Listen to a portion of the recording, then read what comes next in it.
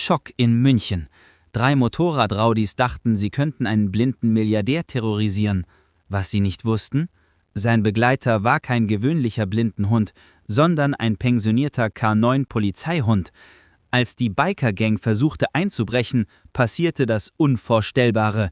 Der Ex-Polizeihund Zeus zeigte ihnen, was wahre Stärke bedeutet. Das Ergebnis? Ein weinender Motorradführer am Boden und eine Geschichte, die ganz Deutschland bewegte. Bleibt dran für diese unglaubliche wahre Geschichte über Mut, Gerechtigkeit und einen Helden auf 4 Pfoten. Was ihr gleich sehen werdet, wird euch den Atem rauben. Ein Motorradfahrer dachte, er könnte sich über einen blinden Milliardär und seinen Hund lustig machen. Was er nicht wusste, dieser Schäferhund war kein gewöhnlicher Blindenhund, sondern ein ehemaliger Polizeihund. Und was dann passierte, brachte den Motorradfahrer zum Weinen. Aber das ist noch nicht alles. Das Ende dieser Geschichte wird euch schockieren. Aber bevor ich euch erzähle, was als nächstes passierte, wenn ihr auch solche krassen Geschichten liebt, dann seid ihr hier genau richtig. Und falls ihr neugierig seid, wie diese Geschichte ausgeht, bleibt dran, denn das werdet ihr nie vergessen. Schreibt mir auch gerne in die Kommentare, habt ihr schon mal erlebt, dass jemand einen Hund unterschätzt hat? Ich lese wirklich jeden Kommentar. Also, es war ein ruhiger Morgen in München. Der Himmel strahlte kristallklar blau und der Gehweg vor dem kleinen Café zum Goldenen Hirsch summte vor Aktivität. Überall Menschen, die ihren Morgenkaffee genossen, Zeitungen lasen oder einfach das schöne Wetter ausnutzten. Zwischen all diesen Menschen saß da ganz ruhig an einem Außentisch Markus Weber, ein 45-jähriger blinder Milliardär, der täglich um genau diese Zeit das Café besuchte. Seine Routine war ihm heilig. Jeden Morgen um 8:30. Ein großer Cappuccino und ein Buttercroissant. An seiner Seite stand Zeus, sein treuer deutscher Schäferhund. Aber haltet euch fest, Zeus war nicht einfach nur ein Blindenhund, seine feste, aufrechte Haltung, die Art, wie er die Umgebung scannte, seine beeindruckende Präsenz, all das verriet Jahre intensiver Ausbildung bei der Münchner Polizei. Zeus war ein ehemaliger K9-Diensthund. 7 Jahre hatte er bei der Polizei gedient, Verbrecher gestellt, Drogen aufgespürt und sein Leben für die Sicherheit anderer riskiert. Nach einer Verletzung im Einsatz wurde er pensioniert und kam zu Markus. Aber seine Instinkte, seine Ausbildung, die waren noch voll da.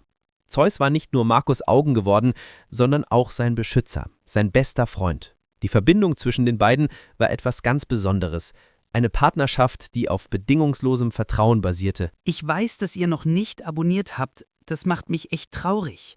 Macht mich glücklich und werdet Teil unserer Familie hier.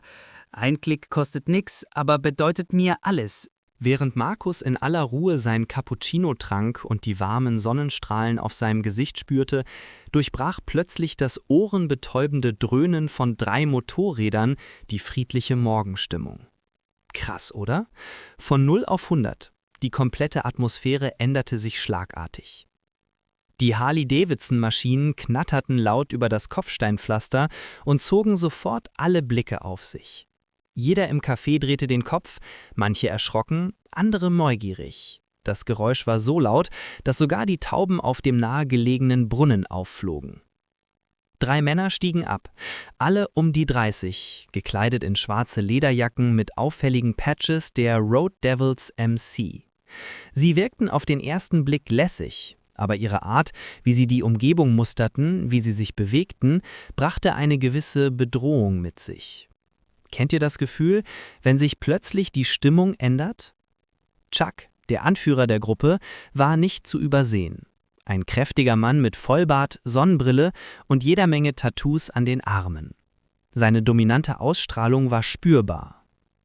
Mit seinem lauten, selbstbewussten Lachen gestikulierte er wild herum, während er mit seinen Kumpels redete. Er wollte eindeutig zeigen, wer hier das Sagen hatte. »Mann, ich brauche jetzt erstmal einen starken Kaffee«, brüllte Chuck durch die Gegend, sodass wirklich jeder es hören konnte. Seine beiden Freunde, Lars und Dirk, lachten pflichtbewusst mit. Typische Biker-Gang-Hierarchie, wisst ihr? Zeus, immer wachsam wie ein echter Profi, spitzte sofort seine Ohren. Seine jahrelange Polizeiausbildung ließ ihn sofort erkennen, hier stimmt etwas nicht. Seine Muskeln spannten sich an, sein ganzer Körper ging in Alarmbereitschaft. Aber er blieb ruhig, wie ein Profi eben. Die Männer begannen zwischen den Tischen umherzuwandern, musterten die Gäste mit herablassenden Blicken. Chuck bemerkte Zeus und Markus und blieb stehen. Sein Blick fixierte sich auf den beeindruckenden deutschen Schäferhund. »Boah, das ist ja ein richtiger großer Köter«, bemerkte Chuck laut, seine Stimme voller Spott. Zeus reagierte sofort, er hob den Kopf und schaute Chuck direkt in die Augen. Was für ein Moment. Könnt ihr euch die Spannung vorstellen? Chuck lachte laut über seinen eigenen Kommentar und lehnte sich leicht nach vorn, als würde er Zeus' Reaktion testen wollen. Aber Zeus blieb völlig bewegungslos, ein echter Profi eben. Doch da war etwas in seiner Haltung, eine stumme Warnung, die Bände sprach über das, was er von dieser Situation hielt. Markus, der die Blicke um sich herum nicht sehen konnte, spürte dennoch die Veränderung. »Ist alles in Ordnung?« fragte er mit ruhiger Stimme, aber da war ein Hauch von Unbehagen drin. Er konnte Zeus' veränderte Körperspannung durch die Leine spüren. Chuck, vielleicht etwas enttäuscht, dass er nicht die erwartete Reaktion bekommen hatte, machte eine übertriebene Handbewegung. »Ist er wirklich so klug, wie er aussieht?« fragte er seine Kumpels, die verlegen lachten. Die Atmosphäre wurde spürbar angespannter. »Das ist ein schöner Hund, den Sie da haben«, sagte Chuck zu Markus, aber sein Ton war herablassend. Zeus reagierte sofort und positionierte sich noch näher zu seinem Herrchen. Ein Beschützerinstinkt, der tief in ihm verwurzelt war. Markus lächelte höflich und versuchte, die Situation entspannt zu halten. »Danke, Zeus ist mein bester Freund.« Er ahnte nicht, welche Blicke um ihn herum ausgetauscht wurden. Chuck neigte seinen Kopf, als würde er Interesse heucheln. Zeus, nach dem griechischen Gott benannt, mal sehen, ob er seinem Namen alle Ehre macht. Bevor Markus antworten konnte, machte Chuck eine schnelle Bewegung und streckte seine Hand aus, um Zeus' Schnauze zu berühren. Es war eine Geste, die Außenstehenden harmlos erscheinen mochte, aber für Zeus, der darauf trainiert war, Bedrohungen zu erkennen, war es genug, um seine Instinkte zu aktivieren. Der deutsche Schäferhund griff nicht an, aber er machte einen Schritt zurück und ließ ein tiefes, warnendes Knurren hören. Die Spannung um sie herum verdichtete sich und ein unbehagliches Schweigen legte sich über den Bereich. »Ganz ruhig, Junge«, sagte Chuck und hob seine Hände, als würde er nur scherzen, aber da war ein Funkeln der Herausforderung in seinen Augen. Markus, der noch immer nicht verstand, was vorging, legte seine Hand an Zeus' Hals, um ihn zu beruhigen. »Tut mir leid, falls er Sie erschreckt hat«, sagte er unverschwönt. Chuck lachte nur, aber sein Stolz schien verletzt durch die Reaktion des Hundes. Er trat einen Schritt zurück, aber seine Freunde begannen ihn zu necken. »Also, Chuck, lässt du dich von einem Hund in die Schranken weisen?« Dieser eine Satz veränderte die ganze Stimmung. Chuck wollte sich vor seinen Freunden beweisen und schaute Zeus mit einem Lächeln voller Absicht an. Der Gruppenführer blickte um sich und bemerkte, dass viele Leute die Interaktion beobachteten, einige filmten sogar diskret mit ihren Handys. Vielleicht ließ ihn das für einen kurzen Moment zögern, aber Chuck war nicht der Typ, der zurückwich. »Entspannt euch, Jungs, es ist nur ein Hund«, sagte er abwertend. Aber Zeus wusste den Unterschied zwischen Spiel und Gefahr. Und obwohl Markus es nicht sehen konnte, begann er zu spüren, dass etwas nicht stimmte. »Zeus, was ist los?«, flüsterte er besorgt. Der deutsche Schäferhund hielt seine Augen auf Chuck gerichtet, als würde er auf den nächsten Zug warten. Seine Jahre bei der Polizei hatten ihn gelehrt, Situationen zu lesen. Und diese Situation eskalierte gerade. Chuck machte ein paar Schritte zurück, aber es war kein Rückzug. Seine Freunde lachten weiter und stachelten ihn mit Sprüchen an, was Chucks bereits angeschlagenen Stolz noch mehr anheizte. »Komm schon, großer Junge«, sagte Chuck mit einem gezwungenen Lachen.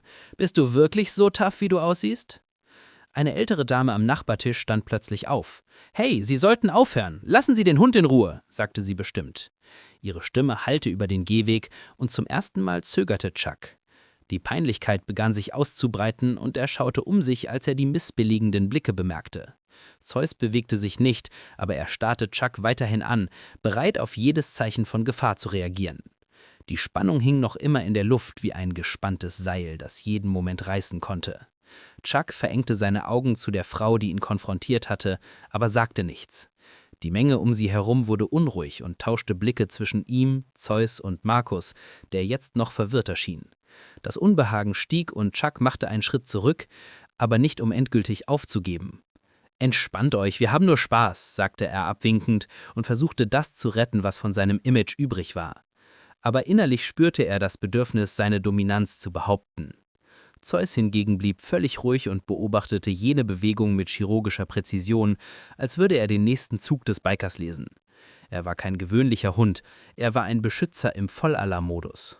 Markus spannte Zeus Leine an und murmelte: »Zeus, beruhig dich, was ist hier los?« Er konnte Chucks bedrohliche Haltung nicht sehen, aber er konnte die Spannung in der Luft spüren. Zeus war kein gewöhnlicher Hund, er war darauf trainiert zu beschützen, und in diesem Moment war er im vollen Alarmzustand. Markus vertraute ihm vollkommen, aber die wachsende Spannung machte ihn nervös. Die Menge um sie herum schien wie erstarrt, mit einer schweren Stille, die alles noch beunruhigender machte. Chuck stand da, gefangen in seinem eigenen Ego, seine Hände geballt. Es war klar, dass er nicht mehr die Kontrolle über die Situation hatte. »Mein, das ist peinlich«, flüsterte Lars zu Dirk. »Chuck wird von einem Hund vorgeführt.« Aber Chuck hörte die Kommentare seiner Kumpels, und das machte alles nur noch schlimmer. Sein Gesicht lief rot an vor Wut und Verlegenheit. Plötzlich machte Chuck eine abrupte Bewegung. Er tat so, als würde er zurückgehen, aber in einem impulsiven Akt stößte er einen der nahegelegenen Stühle um, sodass er in Zeus Richtung krachte. Der Klang von Metall, das auf den Boden schlug, hallte durch die Straße, und ein paar Leute keuchten vor Überraschung. Zeus reagierte blitzschnell. Er wich zur Seite aus und wich dem Stuhl mit beeindruckender Gewandtheit aus. Der Hund knurrte jetzt lauter, seine Schutzstellung wurde noch deutlicher. Es war eine klare Warnung, dass er keine weiteren Provokationen mehr dulden würde. »Hey, hören Sie auf«, rief die Frau wieder, diesmal mit mehr Autorität. Ein paar andere Leute begannen ebenfalls zu sprechen und forderten Chuck auf, aufzuhören. Aber Chuck jedoch schien in seinem eigenen Ego gefangen. »Was ist denn das Problem? Habt ihr noch nie gesehen, wie jemand mit einem Hund spielt?« sagte er und versuchte, eine sorglose Haltung beizubehalten. Aber seine Hände waren geballt, und es war klar, dass er die Kontrolle über die Situation verloren hatte. Zeus stand fest, seine Augen auf Chuck gerichtet, als würde er jede Bewegung analysieren und bereit sein zu handeln, falls nötig. Markus realisierte endlich, dass etwas Ernstes vor sich ging. Er stand langsam auf, seine Hand fest um Zeus Leine. »Kann mir jemand sagen, was hier vorgeht?« fragte er laut, seine Besorgnis jetzt offensichtlich. Aber bevor jemand antworten konnte, machte Chuck einen Schritt nach vorn und lehnte sich zu Markus, als würde er versuchen, ihn direkt einzuschüchtern.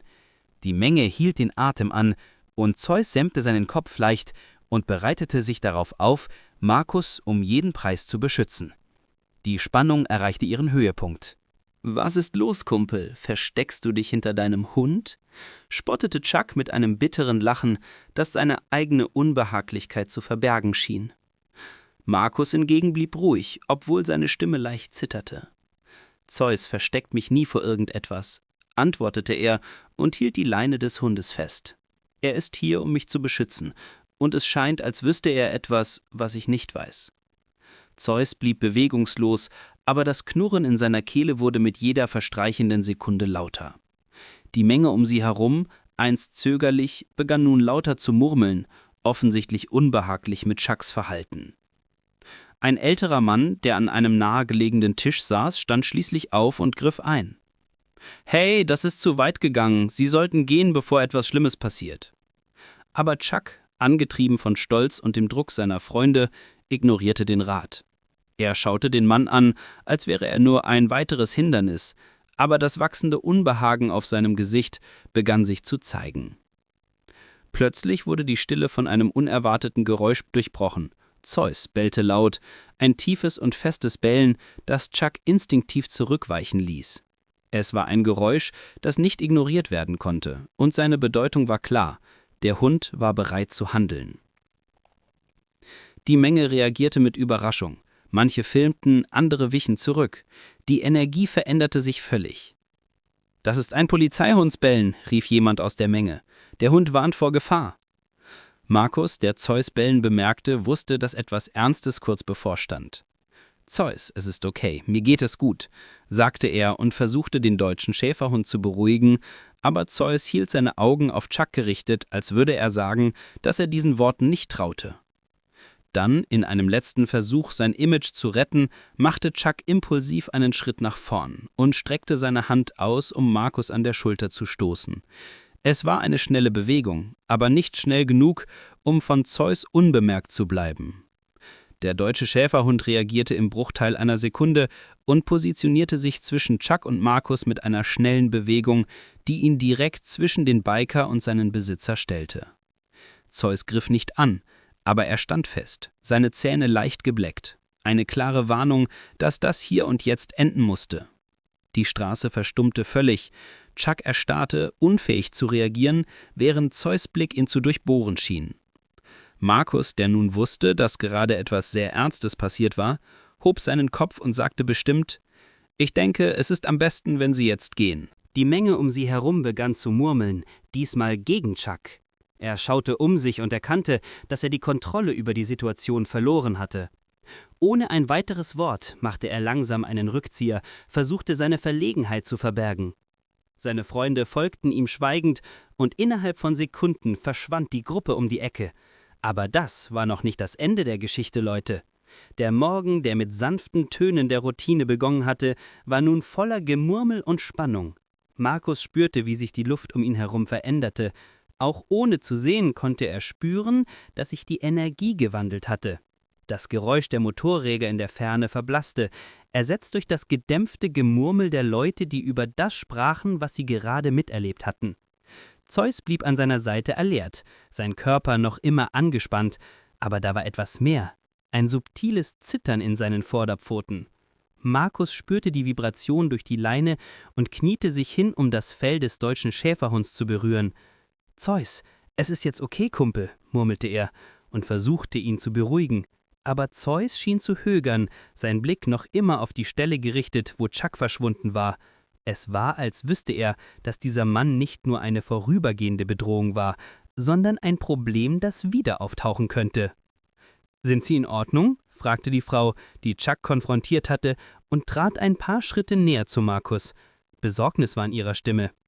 Markus nickte, aber seine gerunzelte Stirn verriet die Sorge in ihrem Inneren. »Mir geht es gut, aber Zeus, er hat noch nie so reagiert. Er weiß, wenn etwas nicht stimmt, und das macht mir Sorgen.« Die Frau kniete sich hin und beobachtete Zeus genau. »Dieser Hund, er ist nicht gewöhnlich, oder?« Markus seufzte, eine Mischung aus Stolz und Melancholie auf seinem Gesicht. »Nein, er war ein K9-Hund, trainiert zu beschützen und zu dienen und wenn nötig alles zu opfern. Aber das war vor Jahren. Ich dachte, er hätte all das hinter sich gelassen. Jetzt ist er mein Fürhund, meine Familie.« Die Frau schaute in Zeus Augen, als würde sie versuchen, etwas zu entziffern, was nur er wusste. »Vielleicht hat er nie vergessen, wer er ist«, antwortete sie fast im Flüsterton. Der ältere Mann, der früher eingegriffen hatte, trat näher. »Hören Sie, mein Sohn«, begann er mit tiefer, weisheitsvoller Stimme, »Hunde wie er haben Instinkte, die über das hinausgehen, was wir verstehen können. Er hat nicht ohne Grund so reagiert. Sie sollten ihm trauen und vielleicht wachsam bleiben. Dieser Mann Chuck, er wirkte nicht wie der Typ, der leicht aufgibt.« Die Worte des Fremden hallten in Markus nach, der sanft Zeus Leine anspannte. »Vielleicht haben Sie recht«, murmelte er und streichelte Zeus Kopf. »Komm, Kumpel, ich denke, Zeus und ich brauchen etwas frische Luft.« Der Spaziergang nach Hause war etwas, das Markus und Zeus jeden Tag machten, aber an diesem Morgen fühlte sich jeder Schritt schwer von Bedeutung an. Die Stille wurde nur durch das Geräusch von Zeus Pfoten auf dem Bürgersteig und das sanfte Klimpern der Leine unterbrochen. Markus konnte die Welt um ihn herum nicht sehen, aber Zeus Verhalten sprach lauter als jeder Anblick. Der Hund war angespannt, seine Haltung signalisierte, dass er in höchster Alarmbereitschaft war. Es war eine subtile, aber konstante Erinnerung daran, dass noch immer etwas nicht stimmte. »Du benimmst dich heute seltsam, Kumpel«, bemerkte Markus, als er um die Küchentheke herumtastete, um Zeus Wassernapf zu suchen. Der deutsche Schäferhund bewegte sich langsam durch die Wohnung und schnüffelte in jeder Ecke, als würde er eine Inspektion durchführen. Schließlich blieb er bei der Tür stehen, setzte sich ruhig hin, aber mit gespitzten Ohren und lauschte auf jedes Geräusch von draußen. Markus bemerkte dies und runzelte die Stirn. »Was ist los, Zeus? Das machst du sonst nie.« Als Markus sich auf die Couch setzte und versuchte, die Ereignisse des Morgens zu verarbeiten, begann er sich an die Geschichten zu erinnern, die er über Zeus gehört hatte, bevor er ihn adoptierte. Er wusste, dass Zeus einen Hintergrund als K9-Hund hatte, aber er hatte nie alle Details erfahren. Zeus hatte in harten Fällen gedient, wo seine Fähigkeit, Gefahren zu erkennen, Leben gerettet hatte. Und jetzt schien es, als würden diese Instinkte zurückkehren. »Versuchst du mir etwas zu sagen, Junge?« fragte Markus und streichelte das weiche Fell des Hundes. Zeus antwortete nur mit einem leichten Schwanzwedeln, aber seine Augen verließen nie die Tür. Draußen hallte wieder das ferne Dröhnen eines Motorrads, fast unhörbar. Zeus hob seinen Kopf, sein ganzer Körper spannte sich wieder an. Markus hörte das Geräusch nicht, aber er spürte Zeus Reaktion. Er legte eine Hand auf Zeus Schulter, wie er es immer tat, um ihn zu trösten. »Was auch immer es ist, wir sind zusammen in dieser Sache«, sagte er sanft. Was Markus nicht wusste, war, dass dieses Versprechen sehr bald auf eine Weise getestet werden könnte, die er sich nie hätte vorstellen können. Der Abend kam, ruhig, und hüllte die kleine Nachbarschaft in eine Decke der Ruhe. Markus saß an seinem bescheidenen Esstisch und schnitt vorsichtig einen Apfel, während Zeus neben ihm ruhte. Die Spannung vom frühen Tag hing noch im Raum, ein unausgesprochenes Gewicht, das weder Markus noch Zeus ignorieren konnten. Markus' Finger glitten über Zeus' Fell, als er fast zu sich selbst sprach: »Vielleicht denke ich zu viel nach. Was, Kumpel?« Er murmelte, aber Zeus' Ohren zuckten, seine scharfen Augen auf die Haustür gerichtet, als würde er etwas erwarten, was Markus nicht sehen konnte. Draußen wurde die Ruhe durch das ferne Summen von Motoren zerrissen. Zuerst schwach, wurde es lauter und deutlicher. Zeus stand sofort auf, sein Körper starr, während er die Tür anstarrte. Markus spürte die Veränderung und erstarrte. »Was ist das, Zeus?« fragte er, seine Stimme ruhig, aber mit Besorgnis durchzogen. Das Motorengeräusch verstummte plötzlich, gefolgt von einer schweren Stille, die gegen die dünnen Wände der Wohnung drückte. Markus griff nach seinem Handy, seine Finger zitterten leicht. »Bleib ruhig«, flüsterte er zu sich selbst, obwohl sein Herz in seiner Brust pochte. Momente später hallte ein Klopfen durch die Wohnung, scharf und bewusst. Zeus ließ ein tiefes Knurren hören und positionierte sich zwischen Markus und der Tür. Markus zögerte, bevor er aufstand, seine Hand fest um Zeus Leine. »Wer ist da?« rief er, seine Stimme fest, aber vorsichtig. Es gab keine sofortige Antwort, nur das Geräusch von gedämpftem Gemurmel draußen. Markus' Puls beschleunigte sich, er konnte Zeus Spannungen durch die Leine spüren, die Bereitschaft des Hundes zu verteidigen, falls nötig.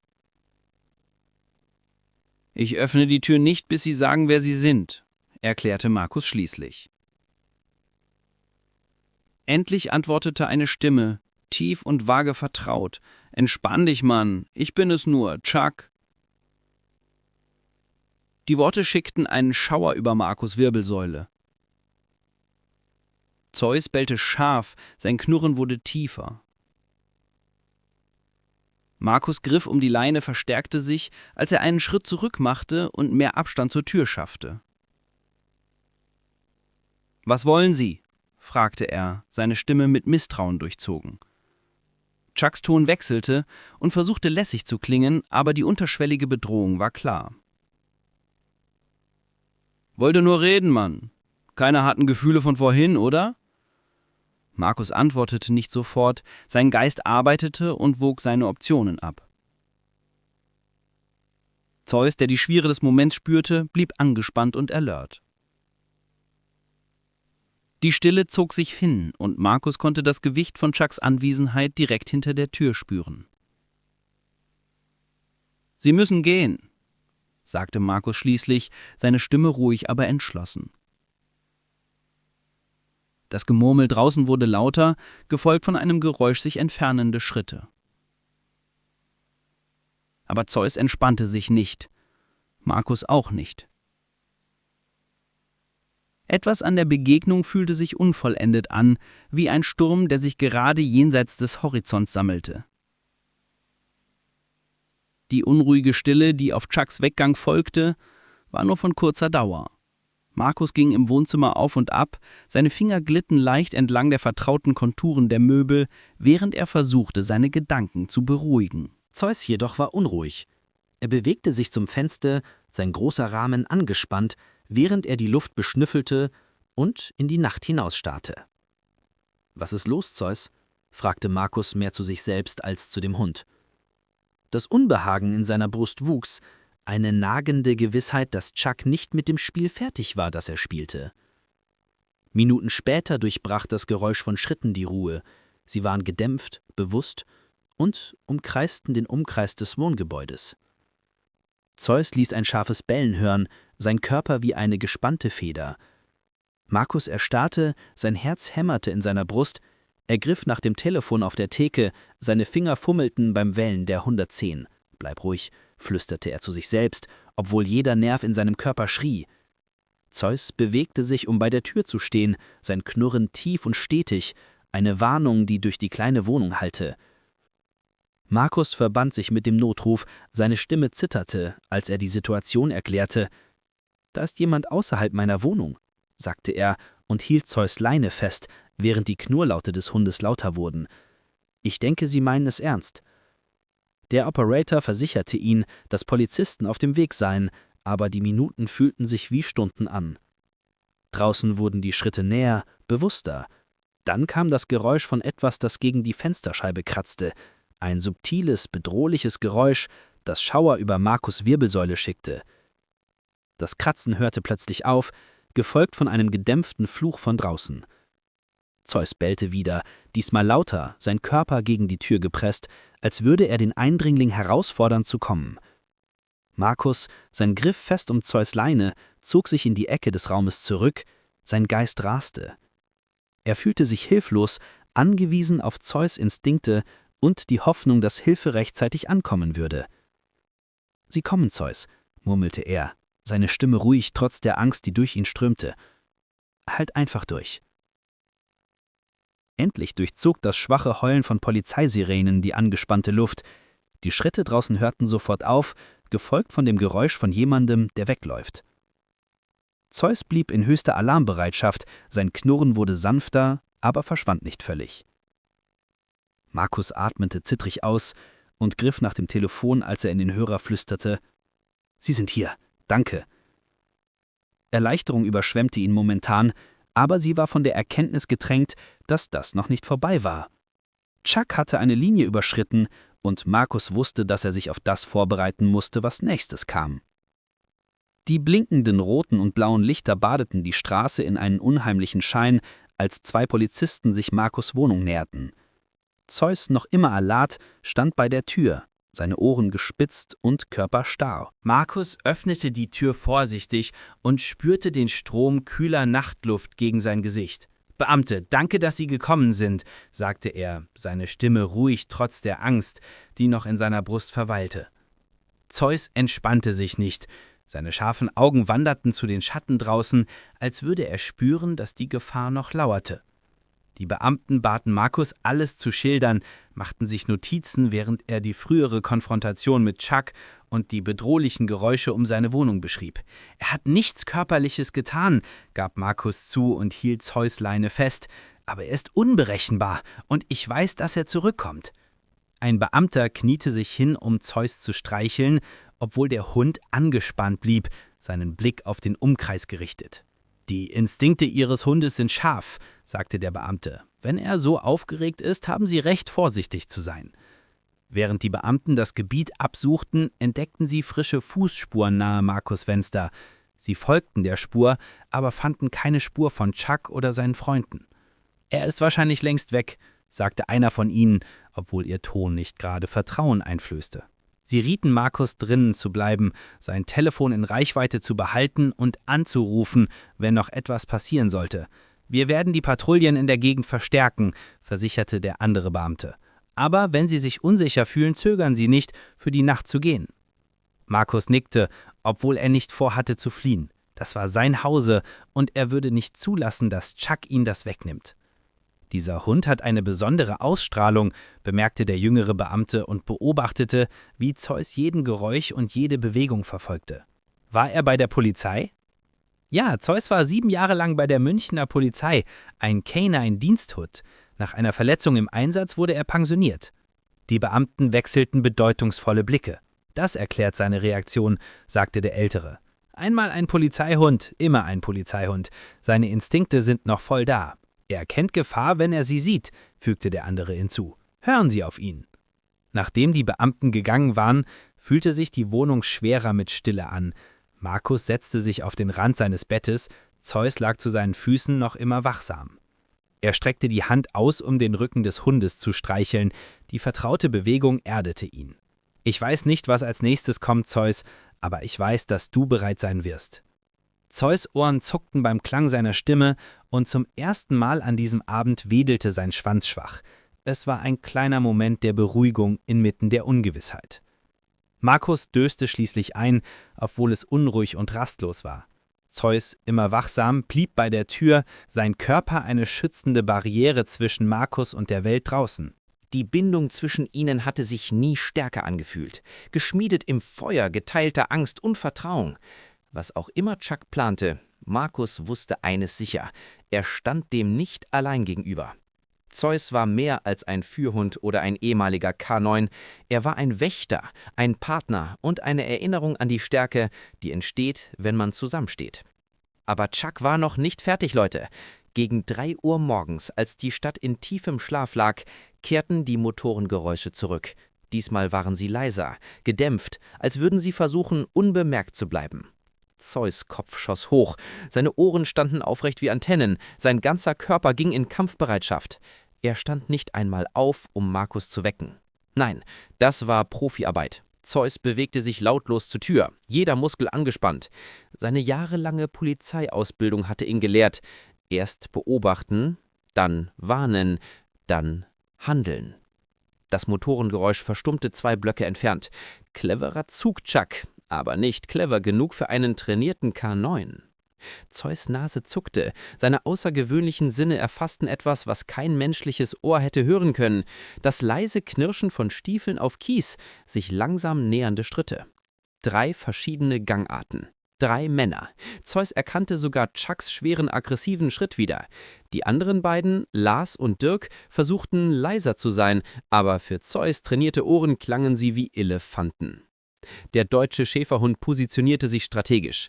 Nicht direkt vor der Tür, das wäre amateurhaft, sondern seitlich, im toten Winkel, von wo aus er den ganzen Raum überblicken und gleichzeitig jeden Eindringling überraschen konnte. Seine Augen verengten sich zu Schlitzen. Das war nicht mehr Zeus'ger Haustierhund, das war Officer Zeus, K9-Einheit München, wieder im Dienst. Die Schritte kamen näher. Zeus hörte gedämpfte Stimmen. »Bist du sicher, dass die Polizei weg ist?« »Ja, die Streife ist vor einer Stunde vorbeigefahren. Und der blinde Typ schläft bestimmt.« Zeus' Lippen zogen sich unmerklich nach oben. Diese Amateur-Dummköpfe hatten keine Ahnung, mit wem sie es zu tun hatten. Das erste Geräusch kam am Fenster. Ein leises Kratzen, als würde jemand versuchen, das Schloss zu knacken. Zeus bewegte sich keinen Millimeter, aber seine Muskeln spannten sich wie Stahlseile. Dann hörte er es, das leise Quietschen von Metall. Sie versuchten tatsächlich einzubrechen. Jetzt war es Zeit. Zeus erhob sich lautlos wie ein Geist. Sein Körper war pure Konzentration, pure Kraft, pure Entschlossenheit. Chuck und seine Kumpel dachten, sie hätten es mit einem hilflosen, blinden Milliardär in seinem harmlosen Haustier zu tun. Sie lagen so falsch. Das Fenster gab mit einem leisen Klicken nach. Chuck steckte seinen Kopf durch die Öffnung, ein arrogantes Grinsen auf seinem Gesicht. »Siehst du, einfacher als gedacht«, flüsterte er seinen Kumpels zu.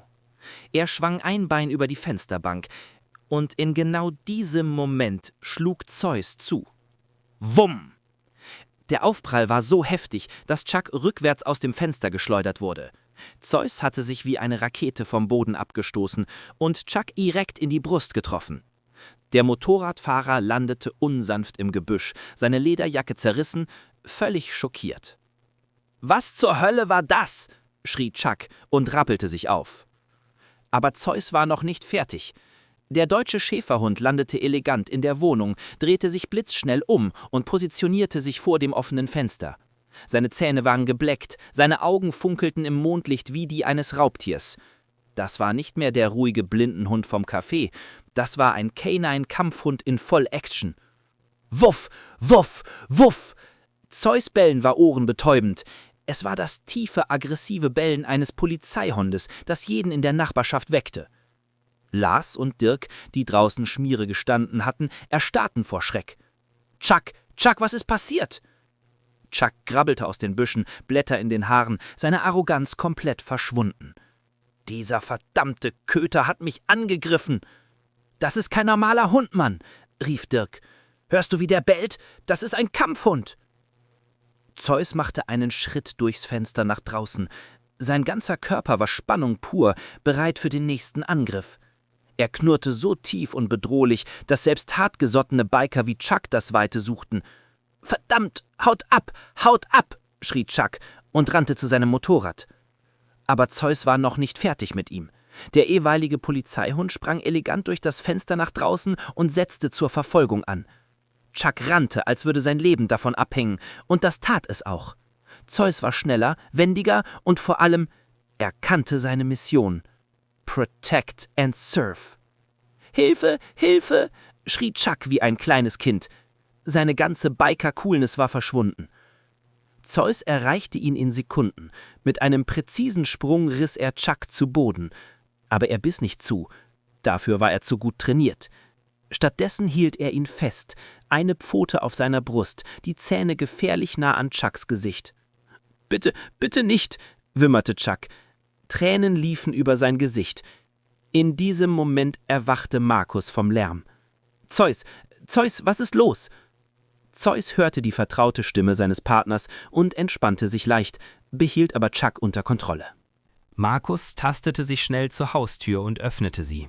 Das Erste, was er hörte, waren Chucks Schluchzer und Zeus kontrolliertes, aber warnendes Knurren. »Zeus, hierher«, rief Markus mit fester Stimme. Zeus reagierte sofort auf den Befehl seines Partners, aber er behielt Chuck weiterhin im Auge. Der ehemalige Polizeihund setzte sich neben Markus, aber seine Muskeln blieben gespannt, bereit für jede weitere Bedrohung. »Was ist hier passiert?« fragte Markus, obwohl er es bereits ahnte. Chuck lag immer noch am Boden, seine Arroganz völlig verschwunden. »Bitte, bitte rufen Sie ihn zurück«, wimmerte er. Ich wollte nur. Sie wollten in mein Zuhause einbrechen«, vollendete Markus ruhig, aber mit eisiger Stimme. Die Nachbarn begannen ihre Fenster zu öffnen, angelockt durch den Lärm. Lichter gingen an und mehrere Leute riefen, dass sie die Polizei verständigt hatten. Lars und Dirk, die das Chaos sahen, warfen ihre Motorräder an. »Chuck, wir hauen ab, Mann! Der Hund ist verrückt!« Aber Chuck war zu verängstigt, um sich zu bewegen. Zeus Präsenz hielt ihn wie gefesselt am Boden. »Ich habe einen Fehler gemacht«, stammelte Chuck. »Es tut mir leid. Es tut mir so leid. Ich wusste nicht, dass er ein Polizeihund ist.« Markus verschränkte die Arme. Das hätten sie wissen müssen, bevor sie sich entschieden haben, mich und Zeus zu belästigen. In der Ferne hallten Sirenen durch die Nacht. Die Polizei war unterwegs. Zeus entspannte sich leicht, aber seine Augen verließen Chuck nie. Er wusste, dass seine Arbeit noch nicht getan war, bis sein Herrchen in Sicherheit war. »Wissen Sie, was das Ironische ist, Chuck?«, sagte Markus mit einem leichten Lächeln. »Zeus ist im Ruhestand. Er hätte ein ruhiges Leben als Blindenhund führen können, aber Sie haben seine Beschützerinstinkte geweckt.« Chuck schluchzte nur noch lauter. 7 Jahre lang hat er Verbrecher wie Sie gestellt. Er weiß genau, wie man mit Typen wie Ihnen umgeht. Die Polizeisirenen kamen näher. Chuck versuchte aufzustehen, aber Zeus knurrte einmal und Chuck fiel sofort wieder hin. »Ich verstehe es jetzt«, flüsterte Chuck. »Der Hund, er ist kein gewöhnlicher Hund.« »Nein«, sagte Markus stolz und streichelte Zeus Kopf. »Er ist ein Held, ein pensionierter Held, der immer noch weiß, wie man das Richtige tut.« Die Polizeiautos bogen um die Ecke, ihre Blaulichter tanzten über die Hauswände. Zeus hat heute Nacht bewiesen, dass man einen guten Polizisten nicht in den Ruhestand schicken kann. Man kann nur seinen Auftrag ändern, von Protect and Serve zu Protect Markus. Chuck weinte jetzt hemmungslos. Seine ganze Biker-Gang-Fassade war zusammengebrochen. Er war nicht mehr der einschüchternde Anführer, er war nur ein verängstigter Mann, der die falsche Person zur falschen Zeit unterschätzt hatte. Die Polizeiautos hielten mit quietschenden Reifen vor Markus' Wohnung. 4 Beamte sprangen heraus, ihre Taschenlampen erhellten die Szene. Chuck am Boden, Zeus in perfekter Wachposition und Markus, der ruhig dastand. »Das ist er«, sagte Markus zu den Beamten. »Er hat versucht, in meine Wohnung einzubrechen.« Einer der Beamten erkannte Zeus sofort. »Das ist doch Zeus, ehemaliger K9 aus unserem Revier.« Der deutsche Schäferhund wedelte leicht mit dem Schwanz. Er erkannte den Beamten. Aber seine Augen blieben auf Chuck gerichtet. »Zeus, alte Kämpfernatur«, sagte der Polizist lächelnd. »Einmal im Dienst, immer im Dienst.« Chuck versuchte zu sprechen. »Bitte, ich wusste nicht, der Hund ist ein Monster.« »Nein«, korrigierte Markus fest, »Zeus ist ein Held. Sie sind das Monster, der einen blinden Milliardär terrorisiert hat.« Die Beamten halfen Chuck auf die Füße und legten ihm Handschellen an. »Sie sind verhaftet wegen versuchten Einbruchs, Stalking und Belästigung«, verkündete einer von ihnen. Chuck schaute zu Zeus, der ihn immer noch unverwandt anstarrte.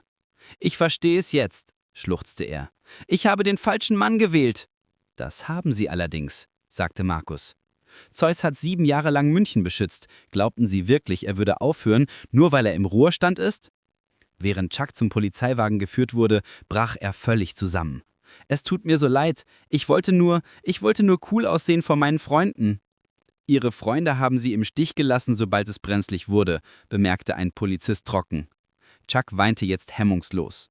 »Ich war so dumm, so unglaublich dumm.« Markus trat näher heran. »Chuck, hören Sie zu. Zeus hätte Sie verletzen können, richtig verletzen. Aber er ist ein Profi, er hat Sie nur gestoppt.« Chuck schaute auf zu Zeus, der ihn immer noch unverwandt anstarrte. »Ich verstehe es jetzt«, schluchzte er. »Ich habe den falschen Mann gewählt.« »Das haben Sie allerdings«, sagte Markus. »Zeus hat 7 Jahre lang München beschützt. Glaubten Sie wirklich, er würde aufhören, nur weil er im Ruhestand ist?« Während die Polizeiwagen wegfuhren, versammelten sich die Nachbarn um Markus. Applaus brach aus. »Zeus ist ein Held«, rief jemand. »So einen mutigen Hund habe ich noch nie gesehen.« Markus streichelte Zeus stolz. Er war schon immer ein Held. Heute Nacht hat er es nur allen bewiesen. Zeus bellte einmal kurz nicht aggressiv, sondern zufrieden. Mission erfüllt, Herrchen beschützt, Ordnung wiederhergestellt. Die Biker-Gang, die existierte nach dieser Nacht nicht mehr. Lars und Dirk erzählten überall die Geschichte von dem Monsterhund, der ihren Anführer zum Weinen gebracht hatte. 3 Wochen später saß Chuck vor dem Richter, seine Lederjacke ersetzt durch einen orangefarbenen Gefängnisanzug. Seine Arroganz war vollständig verschwunden, er wirkte wie ein gebrochener Mann.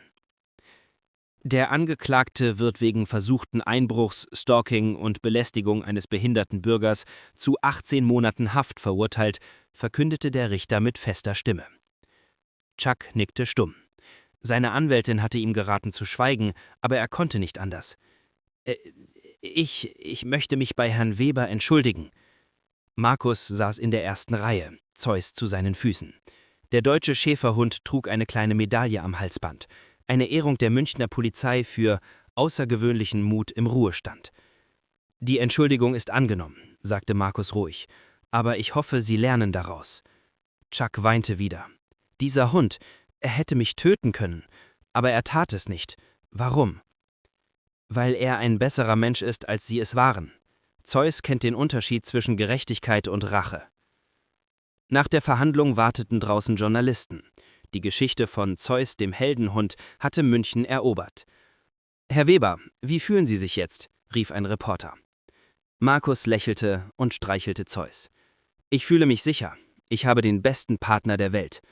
Wird Zeus wieder bei der Polizei arbeiten?« »Nein«, lachte Markus. »Zeus hat seinen wohlverdienten Ruhestand. Aber wie Sie sehen können, hört ein echter Polizist nie auf, ein Polizist zu sein.« Zeus bellte einmal zustimmend. Einen Monat später kehrte Markus zu seinem Lieblingscafé zurück. Die Stimmung war völlig anders. Die Leute grüßten ihn wie einen Helden. Zeus trug immer noch seine Medaille. »Das ist er«, flüsterte ein junges Mädchen Sia Mutter zu. »Das ist Zeus, der Superheldhund.« Zeus wedelte freundlich, genoss die Aufmerksamkeit, aber seine Augen scannten immer noch die Umgebung. Einmal ein Beschützer, immer ein Beschützer. Eine ältere Dame kam zu ihrem Tisch. »Entschuldigen Sie, aber ich wollte nur Danke sagen. Mein Sohn ist auch Polizist. Zeus erinnert uns daran, dass es noch echte Helden gibt.« Markus wurde emotional. Zeus war schon immer ein Held. Die Welt musste es nur erfahren.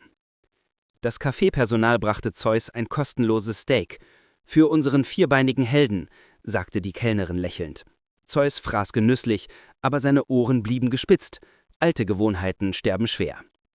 Am Nebentisch saßen 2 Teenager und diskutierten. »Hast du das Video gesehen? Der Hund hat den Biker komplett fertig gemacht. Ja, der Typ hat geweint wie ein Baby.« Markus lächelte still. Chuck hatte eine harte Lektion gelernt, aber vielleicht war es die wichtigste seines Lebens. Die Road Devils existierten nicht mehr. Lars und Dirk hatten sich anderen Gangs angeschlossen, aber die Geschichte von Zeus verfolgte sie überall hin. Niemand wollte mit den Typen, die vor einem Hund weggelaufen sind, gesehen werden. Die Wochen nach dem Vorfall veränderten nicht nur Zeus und Markus' Leben, sie inspirierten eine ganze Stadt. Die Münchner Polizei lud Zeus zu einer offiziellen Zeremonie ein. Polizeichef Schmidt persönlich überreichte ihm eine goldene Medaille. »Zeus«, sagte er feierlich, »du erinnerst uns daran, was es bedeutet, zu dienen und zu beschützen. Ruhestand bedeutet nicht das Ende der Mission, es bedeutet eine neue Mission.« Zeus saß stolz da, seine Medaille glänzte im Licht. Die versammelten Polizisten applaudierten stehend. Viele von ihnen hatten Jahre mit Zeus gearbeitet und kannten seine außergewöhnlichen Fähigkeiten. »Ich habe in 30 Jahren Polizeidienst viele Hunde gesehen«, sagte ein alter Veteran, »aber Zeus ist etwas Besonderes. Er hat Seele.« Markus war zu Tränen gerührt. »Zeus war schon immer mein Held. Jetzt ist er ein Held für alle.« Die Geschichte ging viral. Videos von Zeus' tapferem Eingreifen wurden millionenfach geteilt. Kinder in ganz Deutschland malten Bilder von dem Superhund Zeus. Eine Grundschule in München benannte ihre Schulbibliothek nach ihm, Zeus Bibliothek für Mut und Freundschaft. Aber am wichtigsten war, wie sich Zeus' neue Berühmtheit auswirkte. Ein junger Mann namens Tim, der nach einem Unfall erblindet war, sah Zeus' Geschichte im Fernsehen. »Mama«, sagte er zu seiner Mutter, »wenn Herr Weber mit Zeus so ein normales Leben führen kann, dann kann ich das auch.« Eine Woche später adoptierte Tim seinen eigenen Blindenhund, einen jungen Schäferhund namens Apollo. Die örtliche Hundeschule verzeichnete einen massiven Anstieg bei Anmeldungen für Gehorsamkeitstraining. »Jeder will einen Hund wie Zeus haben«, lachte die Trainerin. Aber Zeus blieb bescheiden. Für ihn war die Medaille schön, aber das Wichtigste war immer noch seine tägliche Routine mit Markus. Jeden Morgen gingen sie zum Café. Zeus trug seine Medaille mit Stolz, aber seine Augen scannten immer noch die Umgebung. Old habits die hard. »Glaubst du, Chuck hat seine Lektion gelernt?« fragte Markus eines Tages. Zeus antwortete mit einem kurzen Bellen, als wollte er sagen, »Das hoffe ich für ihn.« Ein lokaler Journalist schrieb einen Artikel mit der Überschrift »Zeus, der Hund der München lehrte, was wahre Stärke bedeutet«. Der Artikel endete mit den Worten, »Wahre Stärke liegt nicht darin, andere zu bedrohen, sondern darin, sie zu beschützen. Zeus zeigt uns jeden Tag, was es bedeutet, ein echter Held zu sein.« In einem Münchner Gefängnis las Chuck diesen Artikel. Er weinte wieder, aber diesmal waren es Tränen der Reue, nicht der Angst.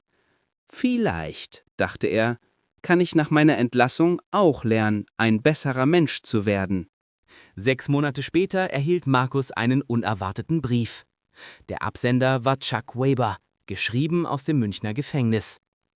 »Lieber Herr Weber«, begann der Brief mit zittriger Handschrift, »ich weiß, dass ich das Recht verloren habe, mit Ihnen zu sprechen. Aber ich muss Ihnen etwas sagen.« Markus las weiter, Zeus zu seinen Füßen. »Ich habe die letzten 6 Monate genutzt, um über mein Leben nachzudenken. Über das Monster, das ich geworden war. Über die Angst, die ich anderen bereitet habe. Und über Zeus. Ihr Hund hätte mich vernichten können. Ein Wort von Ihnen, und er hätte es getan. Aber Sie beiden haben Gnade gezeigt. Etwas, das ich nie verstanden hatte.« Markus spürte, wie sich seine Kehle zusammenzog.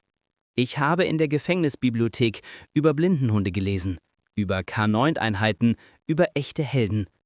Zeus ist alles, was ich niemals war. Mutig, loyal, selbstlos. Nach meiner Entlassung will ich mein Leben ändern. Ich habe mich für ein Programm angemeldet, das Veteranentherapiehunde ausbildet. Vielleicht kann ich wenigstens einen Bruchteil von dem zurückgeben, was Zeus repräsentiert.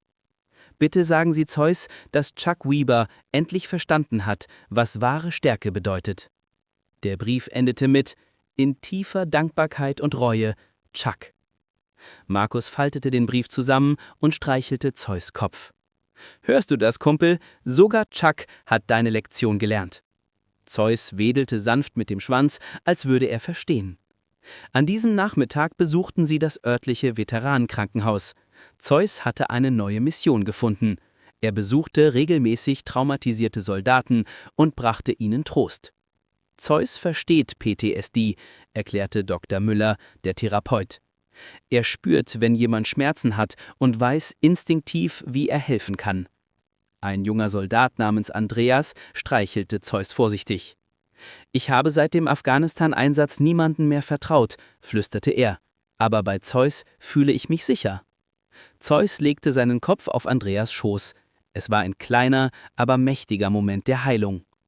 »Zeus zeigt uns allen«, sagte Dr. Müller, »dass Helden nicht aufhören zu helfen, auch wenn sich ihre Mission ändert.« Auf dem Heimweg dachte Markus über Zeus Reise nach. Vom Polizeihund zum Blindenhund, zum unerwarteten Helden, zum Heiler traumatisierter Seelen. »Du warst schon immer mehr als nur ein Hund«, sagte er zu Zeus. »Du bist ein Lehrer. Du lehrst uns, was es bedeutet, stark und gleichzeitig gütig zu sein.« Zeus bellte leise, als würde er sagen, das war schon immer mein Job. In den Straßen von München wurde Zeus' Geschichte zur Legende. Aber für Markus war er einfach sein bester Freund. Ein Freund, der ihm jeden Tag zeigte, dass wahre Helden nicht laut brüllen oder andere bedrohen. Ein Jahr später stand Chuck Weber vor den Toren des Münchner Gefängnisses. Ein Jahr Haft hatte ihn völlig verändert. Die Arroganz war verschwunden, ersetzt durch eine ruhige Entschlossenheit. Seine erste Station war nicht die Kneipe oder zu alten Freunden, es war das Tierheim München. »Ich möchte mich für das Therapiehundeprogramm anmelden«, sagte er zu der Koordinatorin. Ich habe eine Schuld zu begleichen.« Die Frau schaute ihn skeptisch an. »Das ist harte Arbeit. Diese Hunde brauchen Menschen, die wirklich engagiert sind.« Chuck nickte ernst. »Ich weiß, ein sehr weiser Hund hat mir gezeigt, was Engagement bedeutet.« 3 Monate später führte Chuck seinen ersten Therapiehund aus. Einen jungen Golden Retriever namens Hope. Der Name war Programm. An einem warmen Sommertag kreuzten sich ihre Wege wieder. Chuck spazierte mit Hope den Park, als er Markus und Zeus auf einer Bank sitzen sah. Chuck blieb stehen, sein Herz pochte. Zeus hob den Kopf und schaute ihn an. Keine Aggression, nur Wachsamkeit. »Herr Weber?« rief Chuck vorsichtig. »Chuck, sind Sie das?« Markus drehte den Kopf. Chuck näherte sich langsam, Hope an seiner Seite. Ich wollte mich persönlich bedanken.« Zeus stand auf, aber entspannt. Er schnüffelte an Chuck und Hope, dann wedelte er leicht mit dem Schwanz. Seine Körpersprache sagte, diese Person ist keine Bedrohung mehr. »Zeus erkennt die Veränderung in ihnen«, sagte Markus lächelnd. »Hunde lügen nie.« Chuck kniete sich vor Zeus hin. »Es tut mir so leid, Zeus. Du hast mir das Leben gerettet, auch wenn ich es damals nicht verstanden habe.« Zeus ließ Chuck seine Hand lecken, eine Geste der Vergebung. Tränen liefen über Chucks Gesicht. »Ich trainiere jetzt Therapiehunde.